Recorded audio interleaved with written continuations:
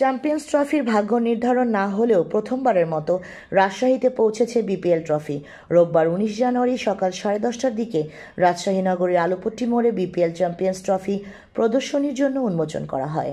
Trophy উন্মোচন করেন BNP চেয়ারপারসনের উপদেষ্টা ও সাবেক রাশিক মেয়র মিজানুর রহমান মিনু। সর্বসাধারণের জন্য রাখা এই ট্রফি দেখতে ভিড় করেন শিক্ষার্থী, ক্রিকেট প্রেমী সহ সাধারণ মানুষ। চ্যাম্পিয়ন্স ট্রফিকে খুব কাছে থেকে দেখতে পেয়ে অনেকেই উচ্ছ্বসিত হন। অনেকে সেলফি তুলে সাক্ষী হয়ে থাকতে চান ট্রফির সঙ্গে।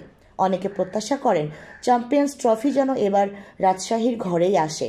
রাজশাহী নগরীর আলুপট্টি এলাকার বাসিন্দা শরীফ আহমেদ বলেন, এর আগে এমন ট্রফি রাজশাহীতে আসেনি, এবারই প্রথম এলো, তাই সকাল থেকেই উচ্ছ্বসিত ছিলাম। ট্রফি দেখতে পেয়েই প্রথমে ছবি তুলেছি। আশা করছি এই ট্রফি যাতে রাজশাহীর ঘরে আসে। ট্রফি প্রদর্শনী আয়োজক কমিটির আহ্বায়ক বশির আহমদ বলেন, ট্রফিটি আলুপট্টি মোড় থেকে রাজশাহী কলেজনগর ভবন, রেলগেট সহ 5টি স্থানে প্রদর্শিত হবে। সাধারণ মানুষ খুব কাছে থেকেই দেখতে পাবেন বিপিএলের চ্যাম্পিয়ন্স ট্রফি। এরপর ট্রফিটি যাবে রংপুরে।